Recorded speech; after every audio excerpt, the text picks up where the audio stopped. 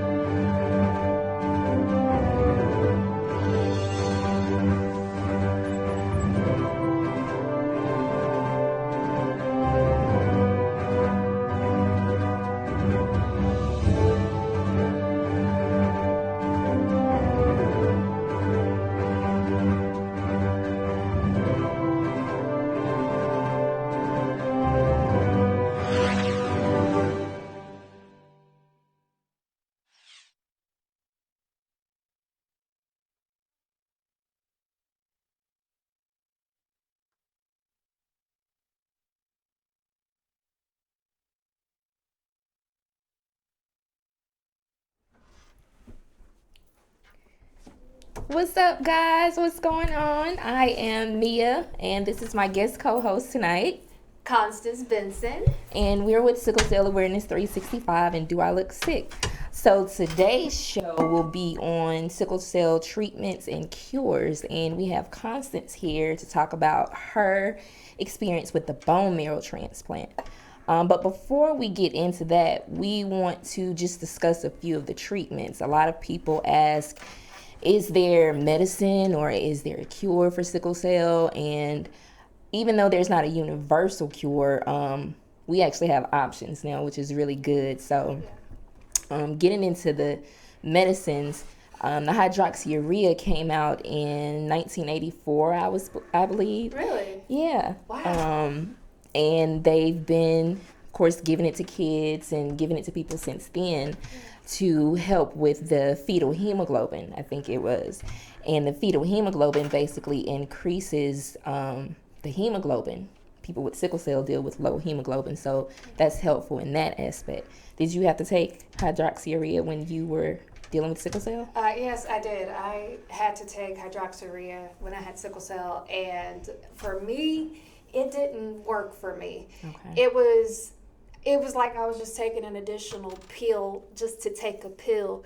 I didn't see any of the effects that it was supposed to have on me, like helping with my hemoglobin. I was really going down kind of fast, and I guess it didn't work for me, and the doctor said that some people it works for, some people it doesn't. I was the one that it didn't. Yeah, and I personally don't take it, but I do have friends that take hydroxyurea, and it does decrease their amount of blood transfusions, which is really good. They deal with hair loss as one of the side effects, which for some people that's a huge problem. Really? Yes. Hair loss? Yes, they lose their hair because of it, because it is a chemo medicine. It was originally made as a cancer treatment. Wow. And they found that it helps with sickle cell patients. So, Wow, you learn something new every day. I didn't know that. yeah, so I guess that's where the hair loss part comes from, because it is a chemo pill. So yes, I know about hair loss. I lost mine, though. I'm sure you did. Shoot. So yeah, that's with hydroxyurea. My doctor actually wanted to put me on it, but my hemoglobin stays pretty high, or between a 10 and a 12. So Really? Yes. Your hemoglobin was that high? Yes. Honey, It's always that around that. Girl, wow. My hemoglobin, shoot. I had to have had 2 blood transfusions in order to get that. Really? Yeah, no. I was doing great if I was at an 8. That's good. That's good for Jesus, you. Tim, But yeah. You mine held stays- me behind. Okay. really take any additional treatments besides folic acid. So Yeah. I just deal with that. Yeah. So I took that too. everybody with sickle cell, everybody with or without sickle cell needs to take folic acid. So they're not as flexible, they're sticky, they're hard and rigid. Yeah. So the Indari helps with the flexibility and the oxidation of it, so that the blood cells can travel better through the blood vessels. freely move without clumping and then causing pain. So, yeah. So wow. the Indari, I'm not too sure how many people are on Indari. I've heard that it is no different from what you can just get at GNC, but because this is a more FDA approved medicine, it's more expensive. Really? So, yes. Are you serious right now? Yes. So even if insurance doesn't approve it, maybe you can go to GNC and take it. I don't know. Wow. Since it's more of a natural supplement, everything is good in moderation. So I'm not sure how people have been affected by Indari, but I know tons of people on hydroxyurea. So Yeah, I know a lot of people on hydroxyurea, and I know people who were on it and it didn't work for them either, but there are some people who it does work for. I personally don't remember anybody, but I do know that I have met someone or two who hydroxyurea works for. As far as Indari, I haven't heard anything about Indari, but then again, I'm one person, so don't judge. But wow, in order for it to be, it's FDA approved, and then I'm I'm flabbergasted. I love what it's supposed to do, but I feel some type of way about it that, yeah. So you're going to be even more shocked at the next two, which were just approved by the FDA late in 2019, last year. Okay. So Oxbrita, which is also called Voxelotor, that one stops the sickling and destruction of the red blood cells by increasing the hemoglobin, of course. Okay. Pretty much like hydroxyurea. Okay. it should reduce not only the amount of acute pain episodes, but also the frequency of blood transfusions. Because of the expense, very few people are approved. It's very, very costly. Wow. My doctor said it's about $9,900 per month. Say what?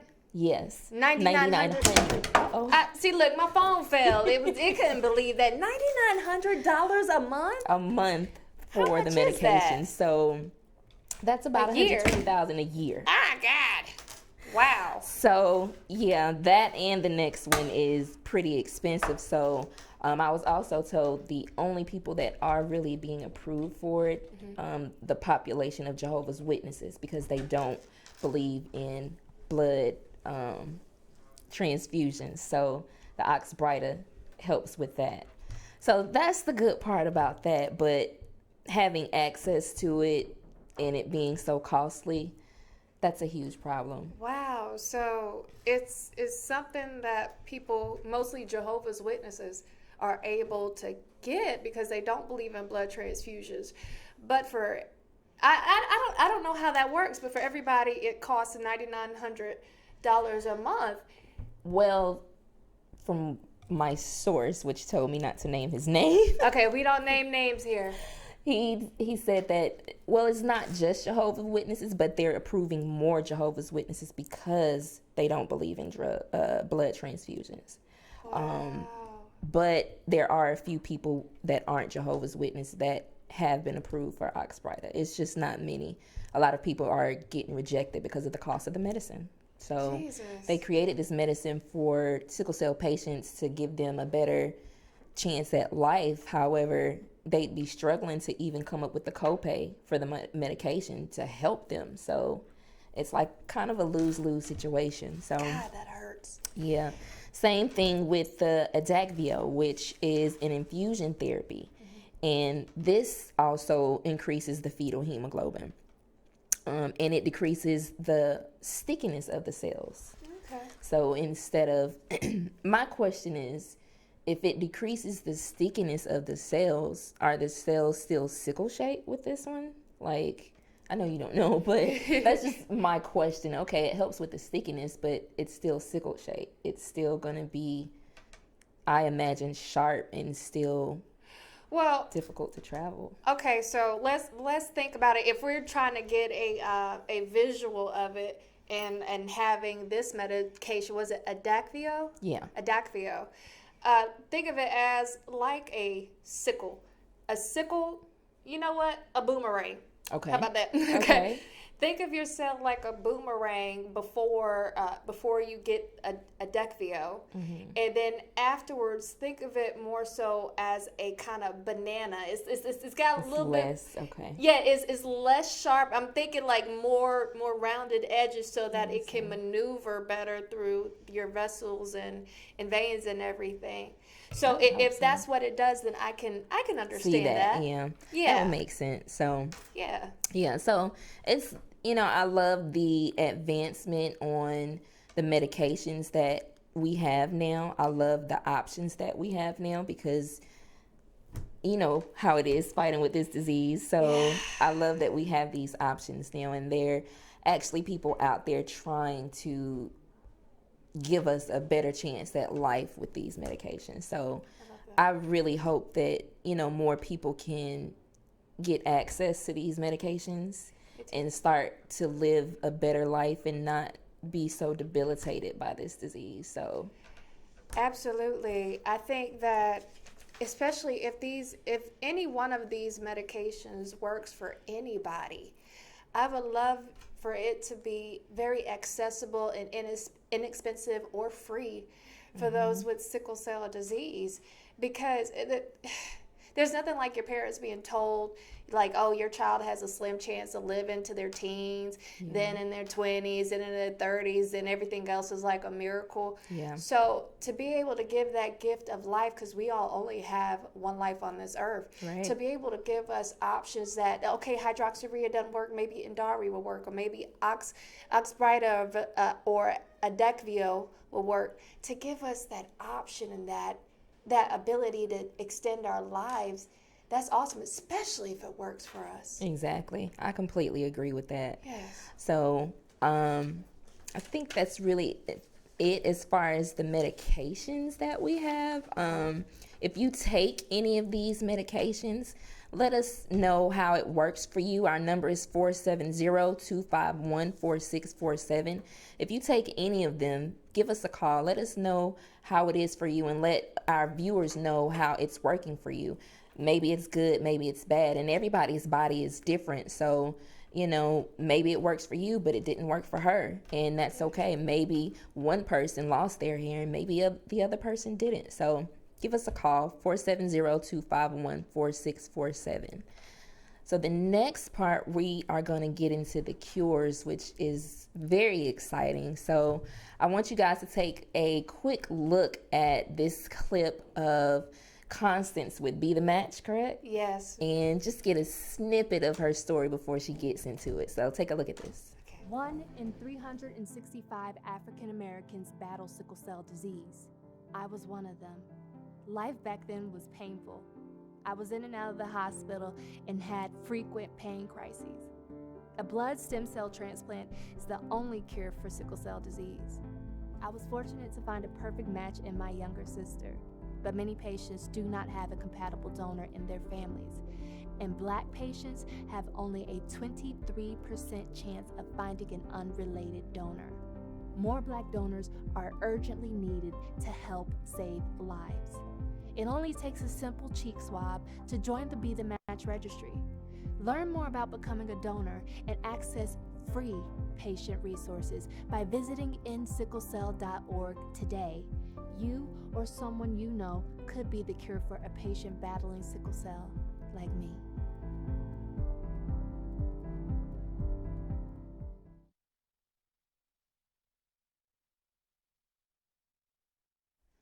So yeah, that was just a quick snippet of Constance's story of her bone marrow transplant. So I want to get into what made your parents actually decide to, okay, enough is enough.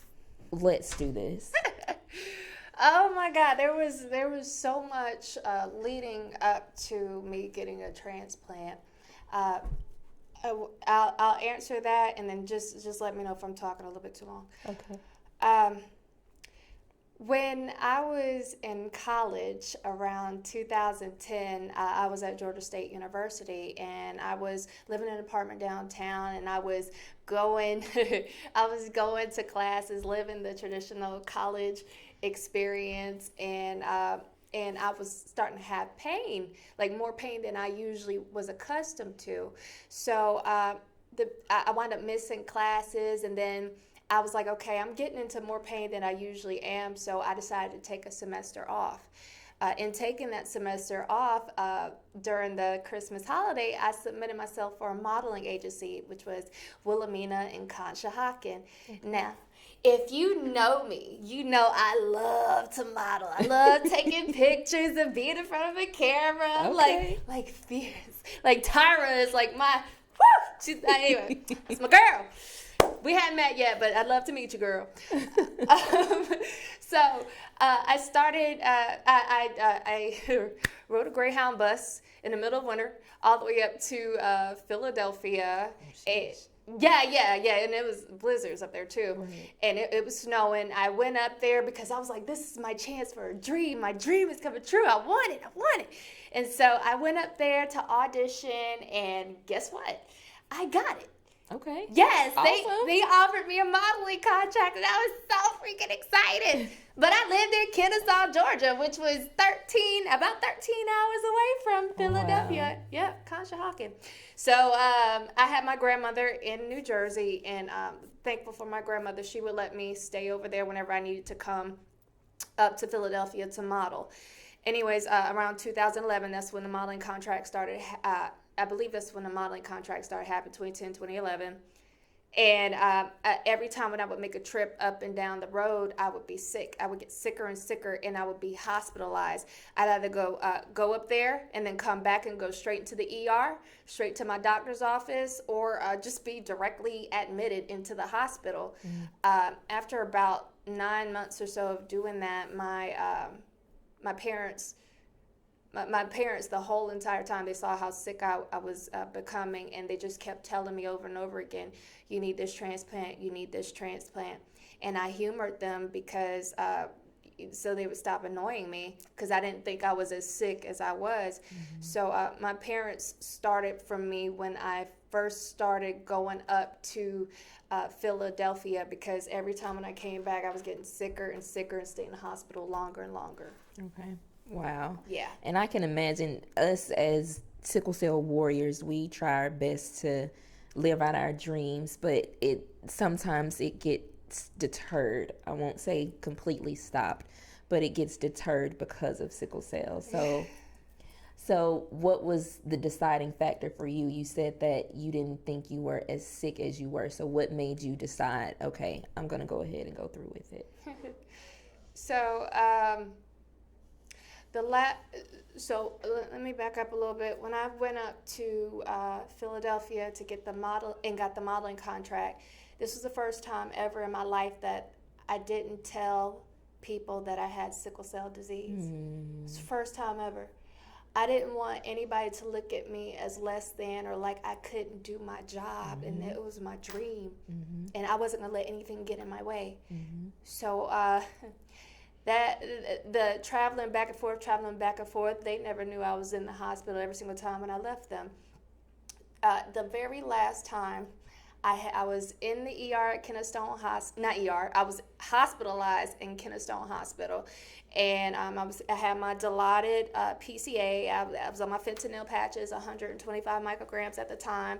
I was getting a lot of drugs, and I got a call. They were like, hey, Wilhelmina up in New York, they have something going on. We talked to them, and there's a Wiz Khalifa music video. We need you to be in New York in 2 days for the audition. And I was like, what? Okay. I was a little sick. So I was like, yeah, okay. So I was like, yes. Hooked up to the PCA in a full-blown sickle cell crisis. Wow. Yeah, so I was feeling the drugs thinking that I was better than I was. Well, I told my doctor, Dr. Karma Class, she's phenomenal. I told Dr. Class, I said, unhook me. I have somewhere to be. I have to drive up to New York, to my grandma's in Jersey, then to New York, so I can audition for this Wiz Khalifa music video. Because I was like, this is my break. I'm finally making it to Wilhelmina in New York. Well, she unhooked me, and I did not make it past the bathroom door, which was 5 feet away. And that was devastating. So I realized that, I was sicker than I thought I was, and that my body was really shutting down on me, and it was in pain, but I couldn't fully admit that to myself. Anyways, I didn't make it past the door. I called my agent and told him I couldn't make it, and then I revealed I had sickle cell disease and that I was in the hospital, and that was the last time I ever spoke to my agent. And from there, I started to realize when that dream just pulled away from me, I started realizing, okay, yeah, I am in a lot of pain. Yeah, I am getting sick. Yeah, it's getting worse. It's getting worse, but I didn't think I was on death's door the way I was. Yeah. I couldn't see that. Yeah. I think a lot of times just us dealing with it, we don't see how sick we are. Like, we don't realize it until someone else says it. I've dealt with another disorder separate to sickle cell, and even though I could feel like I was just horrible, my family was super scared. So I can understand that extent. So who was your donor? My donor was my little sister, Samantha.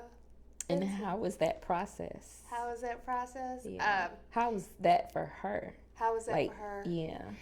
You know what? She was a trooper. She's like really afraid of needles. Okay. Yeah, so you hear bone marrow transplant donor, there's gonna be some needles involved. Right. But she handled everything so beautifully.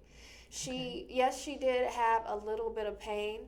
Well, not pain. Yeah, soreness / pain in her back after they had the extraction. But she went home after they discharged her. She went home and just had a heating pad on and hung out on the couch at the house. And she was out of school for like the rest of the week because, you know, I would have been out too. And but she was able to be able to function and go about doing her normal stuff within like a day or two of the transplant.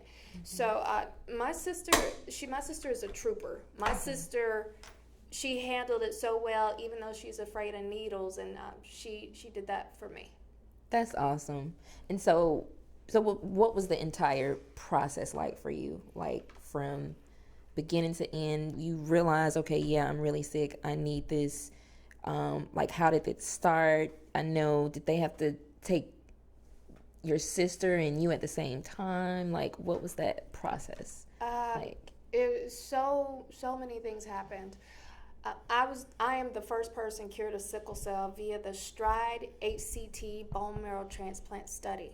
At the time, we believe that I was the 10th adult in the world cured of sickle cell disease. I said adult, not child, because they've been curing children for decades now.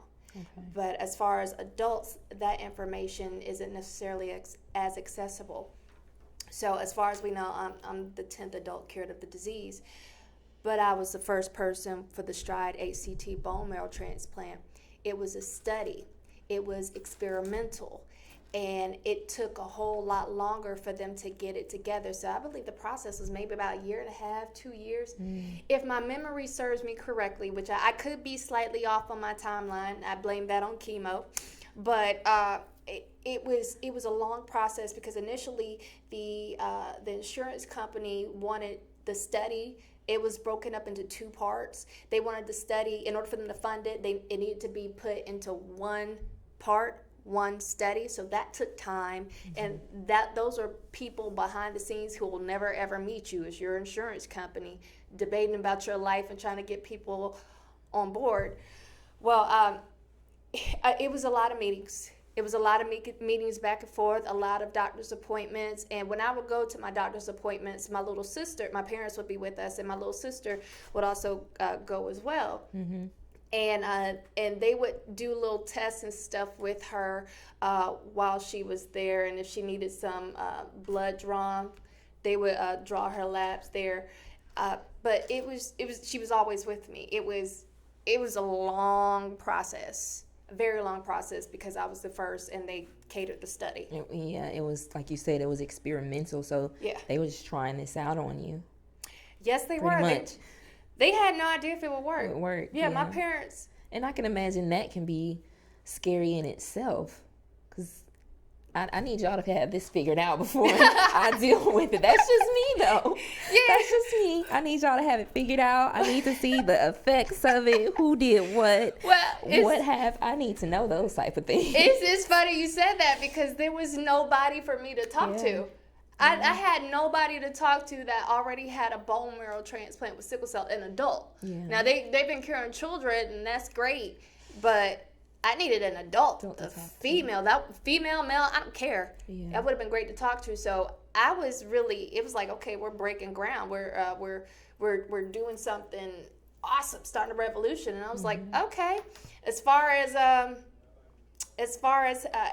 all knowing everything, having everything figured out, I didn't. I'm gonna be completely honest with you. I didn't even think I was as sick as I was. Even being in that hospital bed and having to be unhooked from the dilated PCA and not being able to go 5 feet past the bathroom door, I still didn't think I was as bad as I was.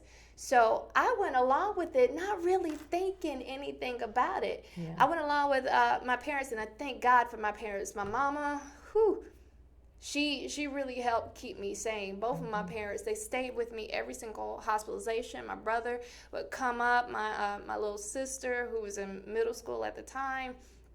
It was a lot. I didn't realize how sick I was, and to be honest, I really didn't realize how sick I was until it was right before, a month or two before my bone marrow transplant, when I caught C. diff, and then I caught a blood clot. What's C. diff?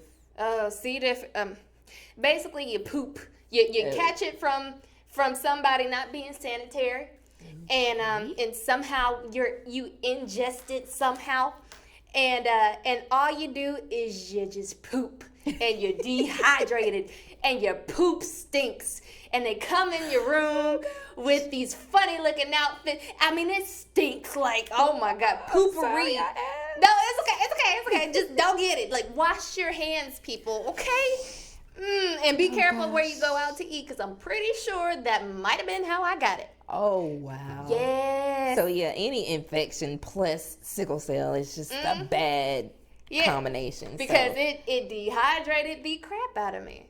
Okay? Wow. And with that being said, triggered the pain crises. And then the other part was that I had, I got out of the hospital for that. And then my sister went, she had spring break, and I felt so bad because I kept, it seems like every time I turned around, I was always in a sickle cell crisis, and she was missing out on stuff. So I wanted her to legit be a kid and have a break. So she had a break. They wound up going to some indoor water park in Tennessee. I forget what it's called. And I felt like crap the whole time, and I had just got out of the hospital. Well, I waited to the very last day when we were on our way home to tell my parents, like, hey, I really am not feeling well. I've been in pain this whole time. I don't feel good. Come to find out, I had pneumonia. Yes, I had pneumonia. So we drove back. They dropped my sister off and packed my bag, because my parents always had a bag on standby, because they knew I would always be sick and in the hospital. Right. So after being at home and seeing I wasn't getting any better, I was admitted into the hospital, and they ran a test and found out I had pneumonia. Wow. So Dr. Class came in, and they were giving me treatments for the pneumonia, but my fever wasn't breaking. And I remember my head hurting so bad. It felt like somebody was taking a sledgehammer to my head. It hurt so bad, and it just wouldn't go away. And nothing that they wouldn't give me certain things. They were trying, I don't know what was going on, but my fever wouldn't break. So I think about 2-3 days later, Dr. Class comes into the room, and she says, it's very early in the morning when she was making her rounds, and my mother had been sleeping on the pull-out bed the couch, and the cot. Yeah. And she came in, and she was just like, I don't know what's wrong with you. Mm-hmm. She said, you should be getting better. I don't know what's wrong with you. Mm-hmm. And when she came in, me and my mom looked at each other. My mother is a traveling nurse, and she had to work that day. But me, Dr. Class, and my mother, we all came together, looked at each other, had a moment of silence for a second. Then we gave each other a hug, and me with my little hospital pole. That's all right. Yeah, gave each other a hug, and then I pulled back, and I had a calmness come over me, and I said, no, you're going to figure out what it is. I turned to Dr. Class and said, you're going to figure out what it is that's wrong with me. Mm-hmm. You are going to fix this, and I'm going to get out of this hospital, and this is it. That's going to be the end of it. Well, her and my mother composed themselves and looked at each other and put on a brave face for me. I know they were faking it, and I appreciate that faking it, because it meant a lot. Yeah. And then she said, okay. So she left. And I turned to my mom, and I asked her not to leave me that day, because I really needed my mommy. Yeah. Because we didn't know what was going on. Yeah. The very next day or something like that, it was the weekend, there was an on-call doctor, and he looked at my x-ray, and he saw a little speck. Well, if you've ever seen pneumonia on an x-ray, it's all white. Mm-hmm. It's all white. Mm-hmm. Well, he found a little speck. Come to find out, I had a blood clot. that was right up under the pneumonia, and it was so tiny. Wow. So as soon as they gave me the medicine, my fever started going down. I started getting better. The shots in the stomach, but yeah, fun. But the fever started going down and started getting better and better. And then my mother and my advocates over there at Emory, they started going into overdrive. But my mother and my doctors, everybody started going for them to make this happen. The insurance companies, doctors, everybody, make this happen because my mama almost lost her child. Uh-oh. This thing don't like it. Anyway, so that was the moment when all that stuff was going on.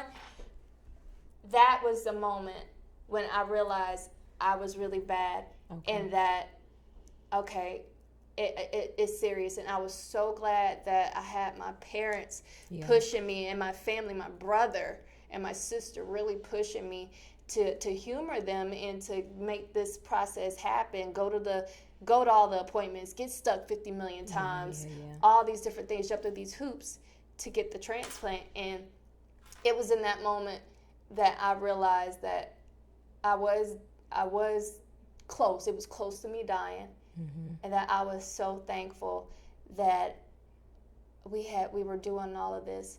It never occurred to me what the repercussions were, or what the problems could be, or what issues could arise. It never even dawned on me, because honestly, I didn't think I'd be alive in 2, 3, or even 5 years. I'm pretty sure I would have been dead by now. Wow. Yeah. And how long has it been since all that, since you've been cured? Well, I was cured on October 30th, 2012. So technically, I am about to be 8 years old this year. Okay, that's awesome. Yeah, that is awesome. I'm about to be 8, y'all. Like, sorry.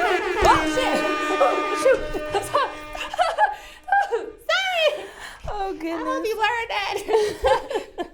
So, do you have the trait now? Can you pass it to kids, or how does that part work? Believe it or not, my sister had the trait. She had sickle cell trait. So you carry her genotype? I believe I do, because I'm a chimera. I'm a mix of me and her, but more so her. And I believe I do carry the trait as far as like my blood now. But I still have my eggs. My eggs are sickle cell.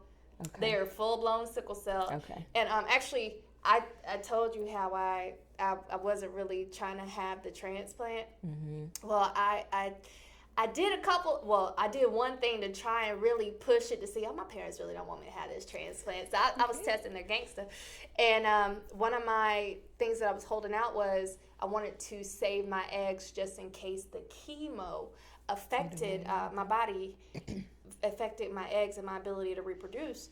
So I actually wind up going through the little Hope fertility treatments, and I have some eggs saved. That's awesome. Yeah, so I have some I'm not sure if these got chemo or not. Pray to God they don't. And then I have some this don't have chemo eggs in the refrigerator, a nice freezer in Atlanta. Just waiting to be seen. Yeah, just waiting to be seen. Yeah. All right, that was awesome. So if you guys have any questions for Constance, please call 470-251-4647. That's 470-251-4647. So one of the the most latest cure is gene therapy. Yes. And Jennifer and I sat in on a focus group when this first came about, and initially, because they're extracting your DNA and they're fixing the mutated gene and putting it back in your body. Mm-hmm. And what really scared me about this is, okay, it's great that you're changing the gene to not have sickle cell anymore, but you're also, in the bigger picture, you're changing my DNA. Yeah. So it's like, what else is going to change? Yeah, that's scary. It's very scary. Yeah. And at that point, when we did the focus group, of course, it wasn't as much information as it is now. So I probably still personally wouldn't do it, but again, that's me. Why? I'm good. You're good. I've been dealing with sickle cell 36 years. I have SC, so it's not as bad as some people. Like, I've had both of my hips replaced. I don't get blood transfusions. As I already said, my hemoglobin stays between a 10 and a 12. So I honestly don't think I would even be a candidate for any of it because there's many more people that's more severe than me. So I'll just deal with what I got. I used to, But I used to think that way too. I didn't think I was as bad as I was. yeah. But yeah, it's different. You just gotta know yourself, know your body, have your team, and it's okay to actually hear your family out, because sometimes they can see stuff that you just can't see. That's true. That was the one thing about getting the transplant. No matter what type of transplant or treatment you get to cure sickle cell, I was afraid that I was quitting, and that I lived by the mantra, God wouldn't put more on me than I can bear. Right. And I kind of saw myself as the disease. I was like, Constance is sickle cell instead of Constance Benson has sickle cell. Gotcha. So I definitely understand your hesitations. Yeah. I know that with the different studies that they do, a lot of times they look for people who are who have frequent hospitalizations every single year. There's different requirements for a lot of different ones, but you can see them on the various websites, and we're going to plug that in a minute. But they look for people who are sick, who need it, and for me, the reason why they selected me was because if I didn't have it, I would be dead. Yeah. I was dying and I didn't know it. Yeah. So I absolutely understand all of your frustrations and Hesitation. everything, and I definitely respect that. Thank you. You're welcome. But yeah, with the gene therapy, what they do is, and I know a lot of people were thrown off on the 2020 special with the term HIV. No, they are not exchanging sickle cell for HIV. Yeah, that would have been nice to differentiate. Like, help me. You're not trying to sell me on this.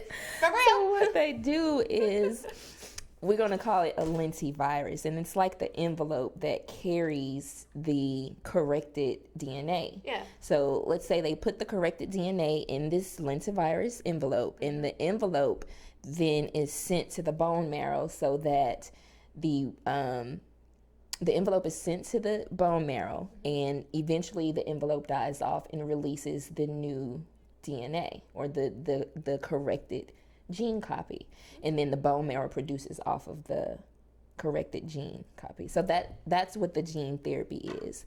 That one also, they said it's two different kinds of gene therapy, one that increases the fetal hemoglobin, and one that just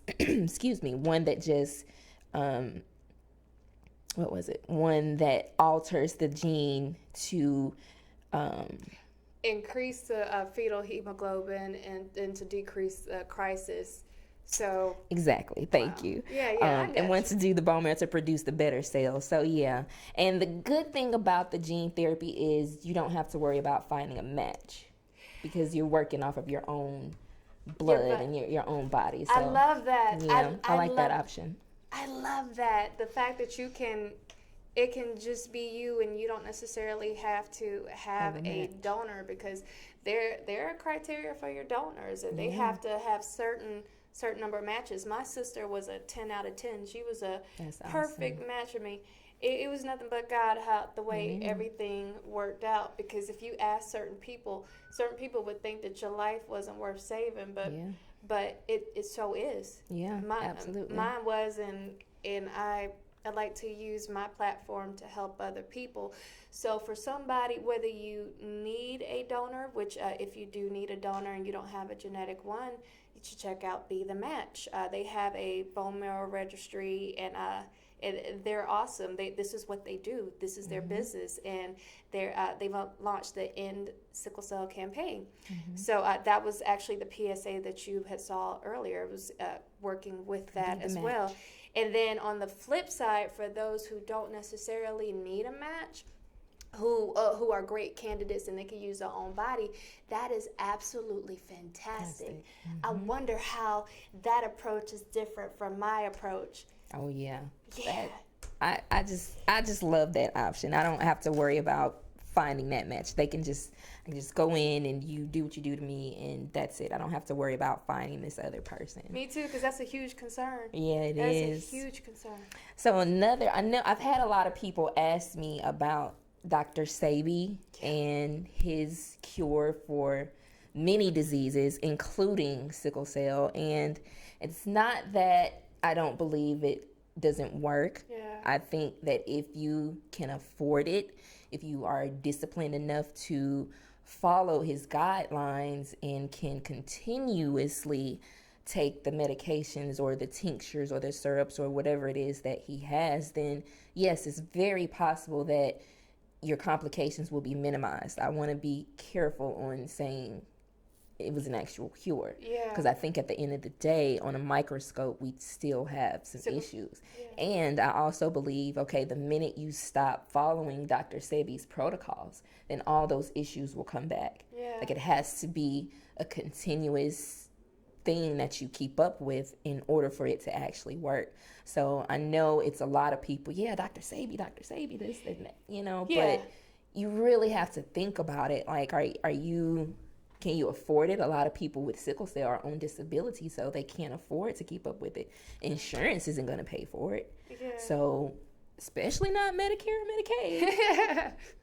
I have no comment on it. I'm just saying they're not going to pay for Dr. Sebi's, things. Yeah. And they're not, like I mentioned to you earlier, with having a whole entire lifestyle change, really incorporating wellness into our lives. Like, we have to take health to the 1000th degree because everything affects us so much, from the weather to the food to being in cold temperatures. Everything. I say that we're fragile, and it's not that we're fragile. Our bodies are kind of fragile, but we're super strong. We're superhuman. Yeah. So, but the disease itself is fragile because if the wind blow and we just fall out, Yeah. So, incorporating things like yoga, which is physical therapy, eating better. You can Google foods that help you. Beets. I know that I say beets and people, I get that. But beets, it tastes like dirt. It tastes like dirt. It's good for iron. So those who deal with low iron, instead of getting blood transfusions, maybe you can eat more beets, put more beets in your diet. Or I've even heard of liquid chlorophyll. I talked to someone who she can feel when her hemoglobin is low, and she'll take liquid chlorophyll and sometimes avoid having to get a transfusion. So that just kind of goes back to the whole lifestyle change and incorporating all these wellness aspects and having that mind, body, soul connection to minimize our complications.